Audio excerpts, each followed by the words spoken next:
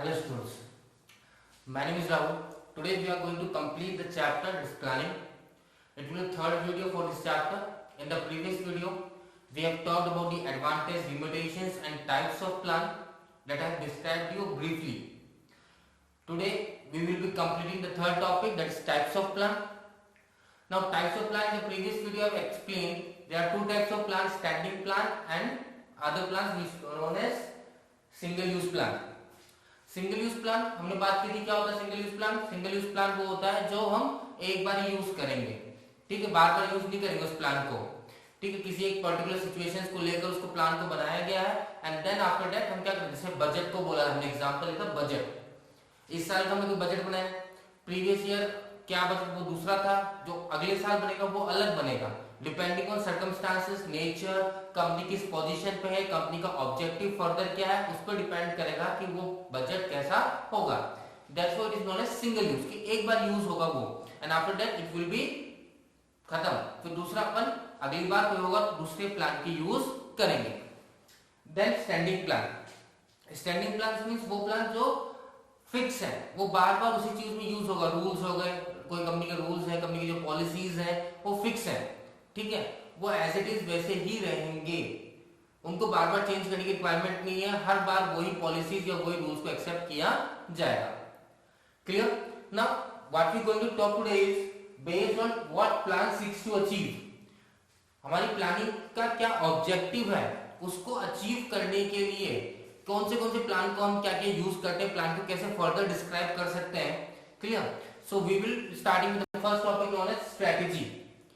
Okay, first इससे पहले आता ऑब्जेक्टिव ना, ऑब्जेक्टिव आपकी बुक्स में लिखा हुआ होगा, पर ऑब्जेक्टिव जो है वो प्लान सिंगल यूज या हम स्टैंडिंग प्लान के अंदर इसको काउंट नहीं करते। ऑब्जेक्टिव क्या होता है? ऑब्जेक्टिव तो ओवरऑल फर्म या ऑर्गेनाइजेशंस की जो डिमांड है, ठीक है, जो उनका ऑर्गेनाइजेशन का ऑब्जेक्टिव होता है उसको अचीव करना होता है। क्लियर? हर एक डिपार्टमेंट का सेपरेट ऑब्जेक्टिव होता है, पर उन सब ऑब्जेक्टिव का डायरेक्शन क्या होता है? Achieving the organisational goals.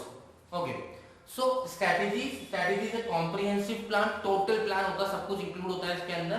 That is long term objective क्या होगा आपका, कोर्स ऑफ एक्शन क्या होगा, एलोकेटिंग द रिसोर्सेज। तो स्ट्रेटजी इंक्लूड क्या करता है? स्ट्रेटजी मींस क्या होता है, हम बोलते हैं ना इस काम को कंप्लीट करने के लिए स्ट्रेटजी क्या है, क्या सोचा है, क्या दिमाग में। So obviously long term plan के लिए यूज करते हैं इसे हम, ठीक है।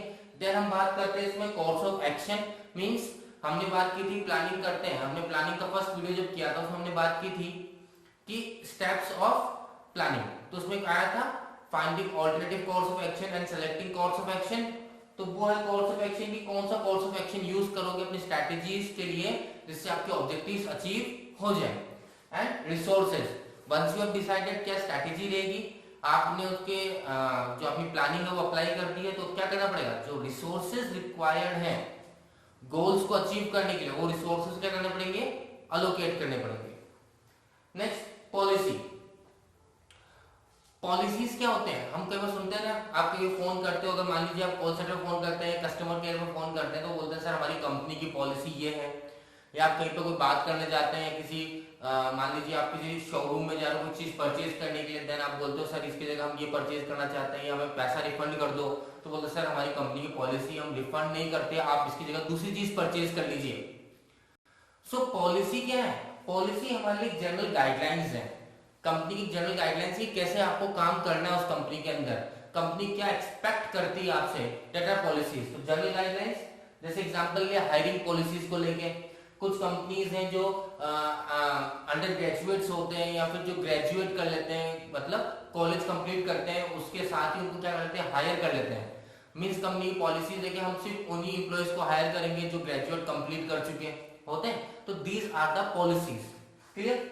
सेल्स, अगर एग्जांपल लेना चाहिए, कुछ कंपनीज की पॉलिसी होती है कैश बेसिस पे ही सेल करना है, मतलब उधार पे सेल नहीं करना, ये कंपनी की पॉलिसीज है।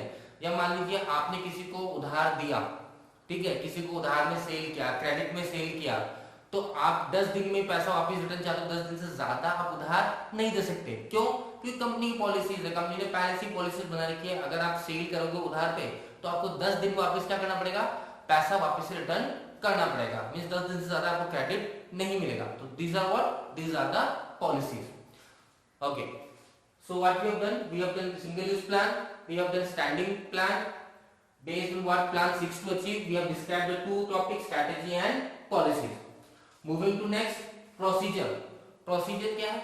जो हमने स्ट्रैटेजी डिसाइड किया, जो हमने पॉलिसीज डिसाइड की, उसके अंदर स्टेप्स कैसे उसको फॉलो करोगे, वो स्टेप्स को जो फॉलो करना है वो क्या है? प्रोसीजर है। भाई आपने डिसाइड कर लिया कि हमें जो ग्रेजुएट स्टूडेंट्स हैं उन्हीं को हायर करना है, दिस आर पॉलिसीज। पर हायरिंग का एक प्रोसीजर होगा ना, कैसे प्रोसेस करोगे, कौन से स्टूडेंट को आप जॉब पे रखोगे, कौन से स्टूडेंट को नहीं रखोगे, रिक्रूटमेंट प्रोसेस क्या होगा, सिलेक्शन प्रोसेस क्या होगा, वो क्या सब प्रोसीजर है। So steps to be followed, example procedure for selecting employees. Clear कि अच्छा ठीक है, आपने जैसे बोला कि ग्रेजुएट एम्प्लॉइज को हम सेलेक्ट करेंगे, तो आपने डिसाइड किया कि इसमें प्रोसीजर क्या होगा, हम उन कुछ कॉलेज डिसाइड करो, कौन से कॉलेज को एप्लीकेबल करोगे, या सभी कॉलेज उसके अंदर आ सकते हैं। फिर उनसे हम क्या मंगवाएंगे, उनसे हम रिज्यूमे मंगवाएंगे, ठीक है, उसमें देखेंगे सबका अगर 60% से अबव है वो इंक्लूड करेंगे। तो आपने क्या डिसाइड किया, प्रोसीजर। फिर 60% से ऊपर जो होंगे उनको हम ग्रुप डिस्कशन के लिए बुलाएंगे, फिर उनका इंटरव्यू करेंगे, फिर जो बेस्ट होगा उसको हम सेलेक्ट करेंगे। So this are the procedures. Rules क्या होते हैं?